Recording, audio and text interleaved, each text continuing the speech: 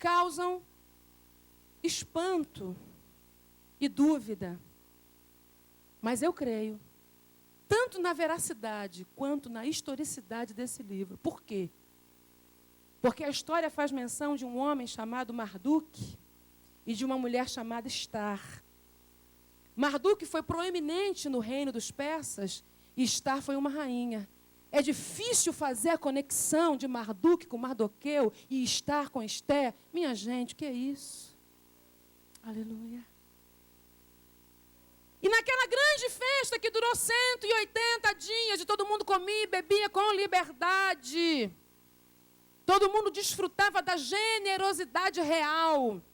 O rei decide acrescentar mais dias à festa e dar um apêndice à festa de mais 7 dias. Esta festa que durou 7 dias apenas, após os 6 meses de festa para a elite. A festa grandiosa de 6 meses foi exclusiva aos sátrapas, aos governadores, aos oficiais e à cúpula real. Depois dos 6 meses, Assuero tem uma ideia e decide abrir a festa mais 7 dias para o povão. Agora vão entrar os pobres e os ricos, todo mundo vai entrar. E todo mundo vai beber livremente. Quem quiser beber, beba, quem não quiser, não beba. O palácio de Assuero era tão suntuoso, tão luxuoso. A Bíblia dá alguns detalhes da pompa daquele palácio. As taças que eles serviam, o vinho, todas tinham design diferente, mas todas eram feitas de ouro. Todo mundo bebia em taças de ouro na festa de Assuero. As camas onde eles dormiam, suas armações eram de prata e de ouro. O pavimento era todo de mosaico. Ele gastou madrepérola para os móveis do palácio. Ele gastou alabastro, mármore, púrpura, linho fino. Pense em algo glamuroso e luxuoso. Era o reino dos persas. Eles eram tão vaidosos, que iam para a guerra cobertos de ouro. Os homens iam guerrear com joias e pendentes de ouro. A história diz que na barba dos persas, eles tinham pedras preciosas ornamentando suas barbas. Por quê? Porque eles acreditavam que quanto mais joia, quanto mais ouro, quanto mais ornamento, mais admiração, mais respeito, mais honra e mais credibilidade. E lá estava Assuero dando o seu banquete. A história aponta que a grande finalidade do banquete era mostrar aos seus governados a sua riqueza, a sua força para o próximo combate que ele vinha arquitetando. O combate seria contra a Grécia. A campanha seria contra a Grécia, que a história diz que foi frustrada. Lamentavelmente, eles não venceram a batalha. E depois de bêbado, a Bíblia usa uma expressão muito delicada, e depois de alegre do seu vinho, já no 7º dia do último banquete, Assuero tem mais uma de suas ideias fabulosas, um homem que não pensava, um homem precipitado. E ele mandou que os eunucos da casa real, que assistiam na casa das mulheres, fossem a Vaste, que paralelamente dava uma festa só para as mulheres.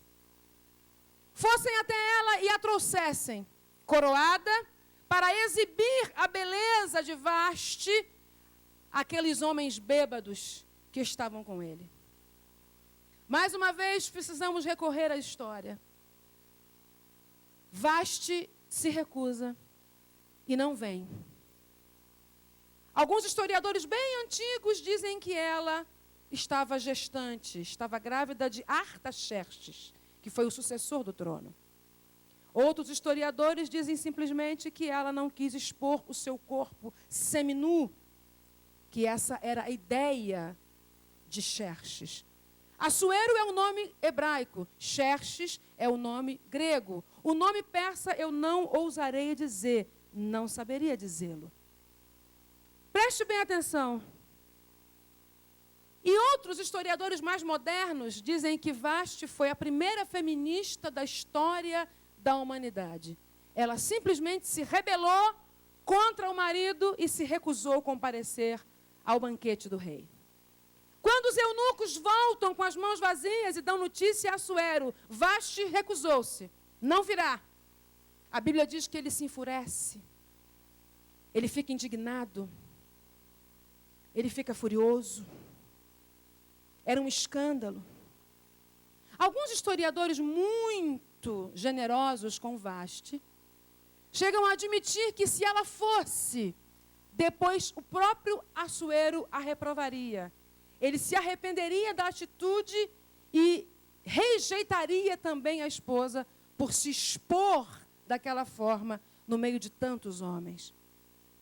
O fato é que a atitude de Vasti foi, no mínimo, desafiadora. Depois de passado o incidente, ele decide reunir os seus sábios, os seus conselheiros, os seus príncipes, aqueles que tinham acesso direto ao rei. E em uma reunião extraordinária, ele pergunta: o que vamos fazer agora, diante da atitude de Vasti? Memucã toma a palavra e diz o seguinte: rei, faça-se hoje um decreto, um edito real, e seja distribuído por todas as 127 províncias. Parece que é muita coisa, mas na verdade eram 20 distritos, fragmentados em províncias, dando um total de 127 províncias ao longo de todo o território reinado, dominado por Assuero. Diga-se nesse decreto que Vasti não poderá mais aparecer diante do rei.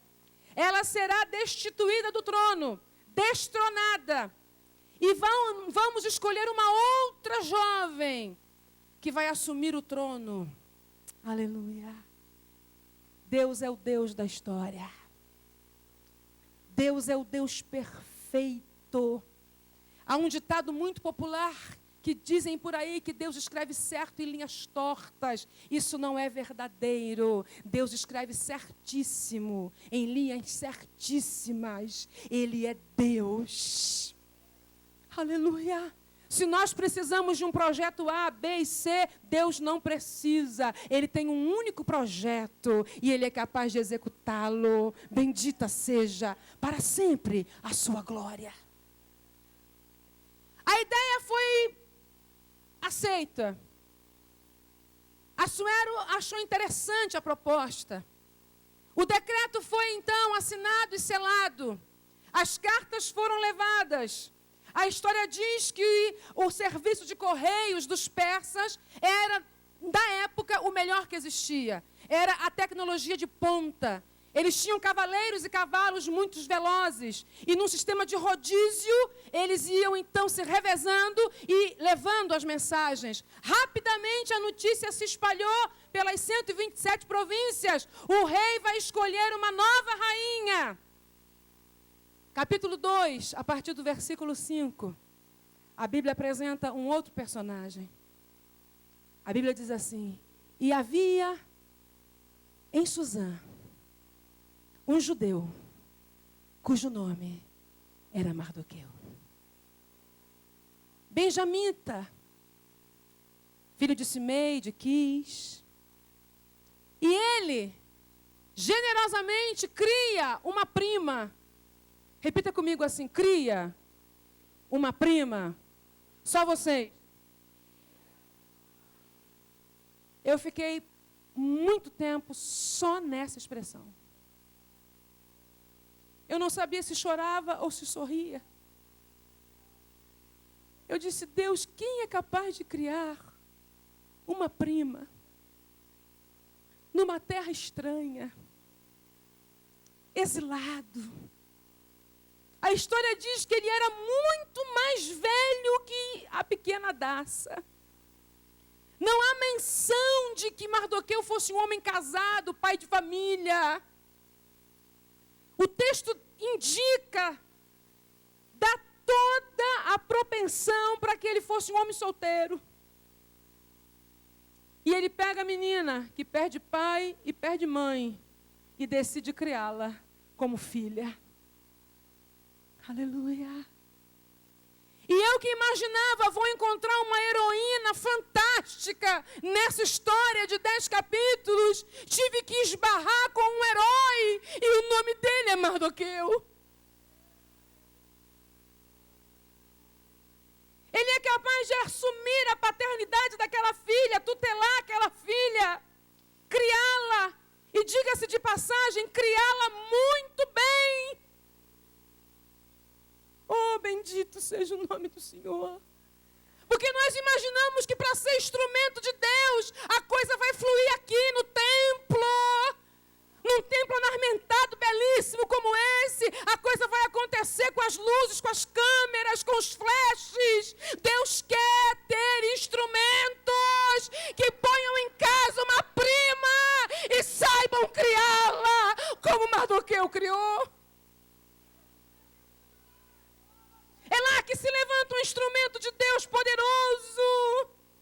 O grande problema da igreja é que nós estamos achando que para ser instrumento de Deus, ou eu tenho que cantar, ou eu tenho que pregar. Onde você encontrou isso nas Escrituras? Então aqueles que nunca cantarão e nunca pregarão, não poderão ser instrumento de Deus. Deus quer usar instrumentos, e não apenas pregadores ou cantores.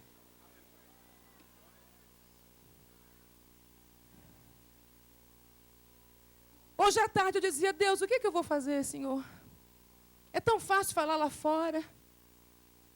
É tão fácil, Senhor, dizer o que é preciso ser dito lá fora. E o Senhor me disse, faça do jeito que você tem feito. E deixe comigo, eu sou o Senhor.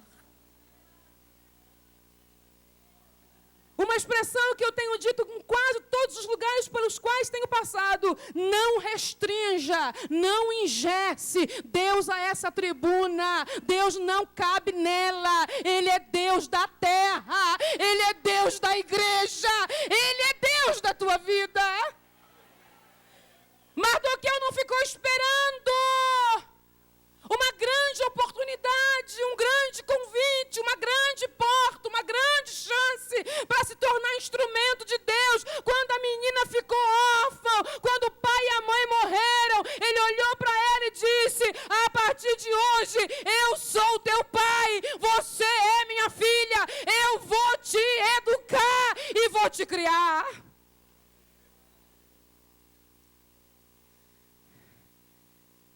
Aleluia. Permitam-me, senhores, dizer-lhes que nada é mais complexo, nada é mais engenhoso do que lidar com gente. Você pega uma massa de barro e transforma numa peça de arte. É trabalhoso, mas não é estressante. Um pedreiro pega uma colher de pedreiro, uma argamassa, tijolos, e levanta uma parede. Ele vai suar bastante, mas não é estressante. Uma costureira se senta atrás de uma máquina com um tecido virgem, com a tesoura e a máquina transforma aquilo numa peça lindíssima. Dá trabalho, mas não é tão estressante. Agora, lidar com gente é a tarefa mais complexa que podemos desempenhar. Gente é um universo a ser descoberto. Uma pessoa é um universo a ser entendido. Aleluia. Você não sabe que critério funciona, que estratégia funciona, que resultado vai dar. Você precisa ter convicção de estar fazendo a coisa certa e ir em frente. Arabacando Ixnábia. A menina chega na puberdade, chega na adolescência, enfrenta o primeiro fluxo menstrual. Não havia uma mãe ali, não havia um sexo feminino ali para lhe ajudar. Quem estava ali? Mardoqueu. Ela se torna uma jovem bela, formosa. Mardoqueu não se mostrou um homem leviano, não se mostrou um homem de caráter distorcido, não se mostrou um homem pervertido, se mostrou íntegro, puro, fiel. Continuou respeitando a menina. Arabaço e Xanábia. Ela não era nem irmã dele, não era nem sobrinha, era apenas uma prima, mas no coração ele a tinha como filha. Ele se manteve íntegro. A notícia se espalha. E é interessante que não há menção de que Mardoqueu a tenha orientado a se inscrever no concurso para a rainha. Não houve isso. Não há menção de que Esther tenha manifestado desejo de ser rainha. Não há menção. Se você ouviu algo semelhante a isso, é totalmente extra-bíblico. A Bíblia diz que a notícia, o mandato do rei se espalhou e Esther foi levada. Diga glória. Aleluia. E Hadassa, que também era chamada de Esther, que era o nome persa, que quer dizer estrela, que vem do nome Stã, ou do nome da deusa babilônica Estar, foi levada. Eu que já vinha me simpatizando demais com esse Mardoqueu, tive que tirar o chapéu para ele de novo. Durante todo o período que ela ficou no harém de Assuero, na casa das mulheres, debaixo do controle de Regai, que era o eunuco chefe da casa das mulheres. Todos os dias, Mardoqueu ia estar lá para saber a notícia dela e para saber o que estava sendo feito com ela. Bendito seja o nome do Senhor.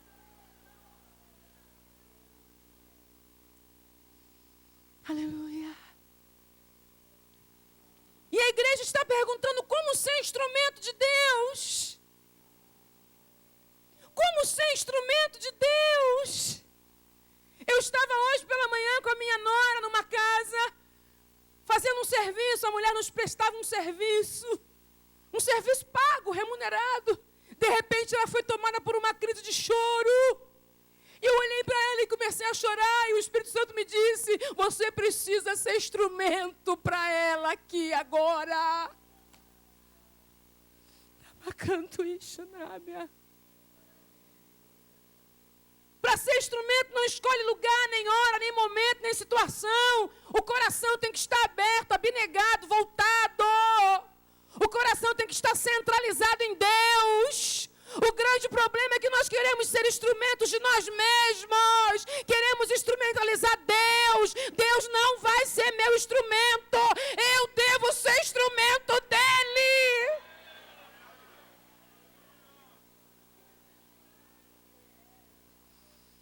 Aleluia. Todos os dias passava Mardoqueu pela casa das mulheres, colhia informações, sabia notícia, queria saber o que estava acontecendo, investigando um, investigando o outro. Eu preciso de notícia da minha tutelada, da minha menina, da minha filha. Ela foi levada aí para dentro. Eles não sabiam o que estava para acontecer. Não havia um projeto mirabolante traçado por Mardoqueu e muito menos por Esther. Eles estavam no centro da vontade de Deus e Deus atrás da cortina escrevendo a história.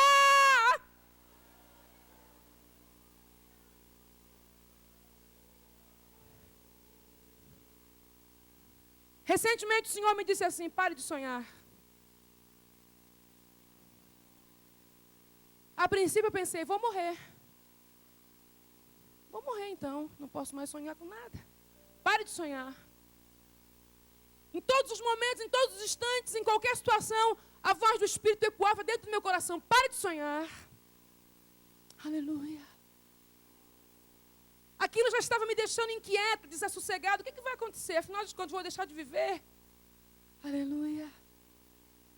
Depois de um longo tempo ouvindo a mesma sentença, pare de sonhar, pare de sonhar, pare de sonhar, pare de sonhar, pare de sonhar.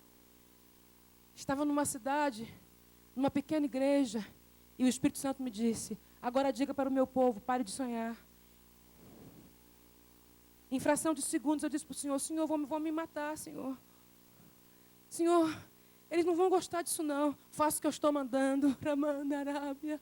Mas eu não sei nem o que isso representa de fato. Eu não posso nem entender o que isso vem a representar. Que leitura as pessoas farão disso? Diga o que eu estou mandando. Tive que obedecer ao Senhor.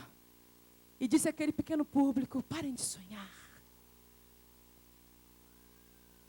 Para minha surpresa, para meu espanto, houve uma explosão de alegria. Eu disse, não estou entendendo mais nada, Senhor.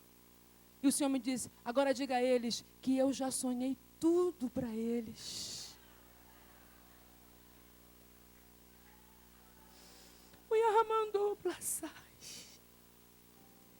Com aquela resposta para o povo, Deus respondeu também a minha indagação. Nunca mais o Senhor voltou a me dizer, pare de sonhar, porque eu já entendi que Ele já sonhou tudo. Você não precisa ficar obcecado numa ideia fixa, mas alguém profetizou para mim, minha gente, sejamos maduros. Há de se esperar da igreja do Senhor, que ela seja no mínimo madura. Nem tudo que é profetizado é Deus que está falando. Se tudo que eu ouvi de profecia fosse Deus falando, eu já teria estado no maior movimento pentecostal do Brasil, já muitas vezes, já teria andado na metade do mundo. Eu entendo que Deus fala sim por boca de homens, mas entendo também que há muita meninice. A igreja do Senhor, para ser instrumento de Deus, tem que estar centralizada em Deus e na Bíblia.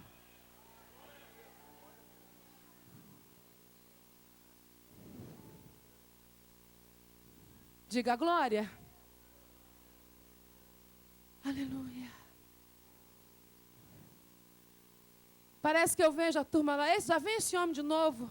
Não vem ninguém aqui saber de ninguém, mas ele vem todo santo dia. Todos os dias, durante um ano. A Pérsia era o reino dos exageros. Um ano de embelezamento, com mirra e especiarias. Mirra ela tem uma resina que se extrai dela, fabulosamente perfumada. Além delas se tratarem com aqueles cosméticos, recebiam também uma alimentação diferenciada.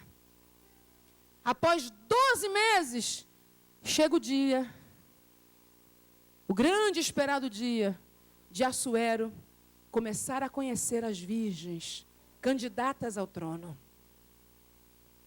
Mas desde o momento que Esther entra na casa, Hegai se simpatiza com ela. Lhe dá 7 jovens donzelas para estarem com ela, lhe dá aposentos diferenciados e tem com ela um tratamento diferenciado também. Quando chega o dia de levá-la até Assuero, quem fará isso é outro eunuco, Saasgás, é o nome dele. Parece que eu vejo aquele eunuco olhando para a menina, para a jovem, e dizendo, o que você vai levar da casa? O que você vai levar e vai vestir para se apresentar ao rei? Hadassah olha para ele e simplesmente lhe responde, nada. Aleluia. Eu não sei se é porque ela foi criada por um homem, e os homens em geral não são estetas. Os homens em geral são muito do básico, né? É aquela coisa preto, branco, funcional, prática. Mulher que é mais dos ornamentos. Eu não sei se ela absorveu essa característica de Mordecai, ou se ela foi extremamente sábia. Eu não posso saber. Eu posso apenas conjecturar. Estou trabalhando hipoteticamente. O fato é que ela diz assim para Saesgás: nada, não vou levar nada não. Mas como? Você pode escolher qualquer vestido, qualquer joia, qualquer brinco, qualquer corrente, bracelete, qualquer anel, qualquer coisa você pode levar, qualquer perfume. Tudo que está aqui você pode escolher, escolha com liberdade. Não, eu vou usar apenas o que Hegai colocou em mim. Oh, glória! Aleluia! Diga assim, glória. Outra lição que eu aprendo no livro. Nem sempre a ambição, nem sempre a ganância, nem sempre o desejo de ter mais e mais e mais é sinal de sucesso. Essa coisa glamurosa, essa ambição exacerbada, é antagônica à mensagem de Cristo. Cristo nunca ensinou isso. Essa coisa de querer sempre mais e mais e mais e mais. Quando eu era menina na minha cidade, dizia-se a todo instante: o mundo é dos espertos. E eu ficava pensando: será que eu tenho que ser esperta? Será que eu preciso desenvolver essa esperteza em mim? Até que me deparei com os ensinos de Jesus, quando ele diz assim: ó, os mansos herdarão a terra. E eles são felizes, aleluia. Eles são benditos. Jesus foi categórico, não é o céu não, viu, crente? Manso, humilde. No original, para ser bem próximo ao original, segundo quem entende do grego, a palavra seria humilde. Os humildes é que herdam a terra. Ela se mostrou uma mulher comedida, humilde, resignada. Ela se mostrou, no mínimo, equilibrada. Não se o Hegai, que é quem entende do assunto, se conhece o rei. Eu não conheço o rei. Ele sabe o gosto do rei. Ele entende o que o rei gosta. Ele achou que me caiu bem. Só isso. Então assim eu entro. Eu não vou levar nada. Não deseje nada além daquilo que de Deus te é dado. Vamos trabalhar no mundo natural. Alguma coisa que fica muito bem para mim pode não ficar tão bem para você e vice-versa. Existem peças que nós olhamos na vitrine e são lindíssimas. Você põe no seu corpo, elas ficam horrorosas, porque para você não caiu bem. O mundo natural é figura do mundo espiritual.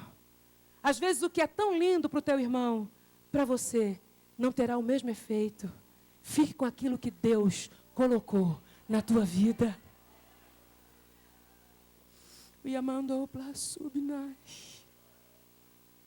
Fique com aquilo que Deus estabeleceu na sua presciência e na sua sabedoria para colocar na tua vida. Ser instrumento de Deus não é fazer o que eu gosto. Ser instrumento de Deus é usar aquilo que Ele me deu voluntariamente. Eu quero correr um pouco, eu quero chegar na metade do livro hoje, para amanhã concluir. Mas você não vai levar nada, nem um brinquinho a mais, nem um pendente a mais, nem mais um diadema, nem mais uma joia. Não, nada além do que Hegai colocou em mim. É suficiente. Mandou plachou de faço. Eu gostaria que você fechasse os olhos por 30 segundos. Porque há uma presença do Espírito Santo pairando sobre nós. Me mandou plaço e xanábia. E você pensa que é tão pouco que você tem. Mas nada do que vem de Deus é pequeno ou é pouco. Deus não faz nada pequeno. Ele não é mesquinho. Ele é generoso. Remandai.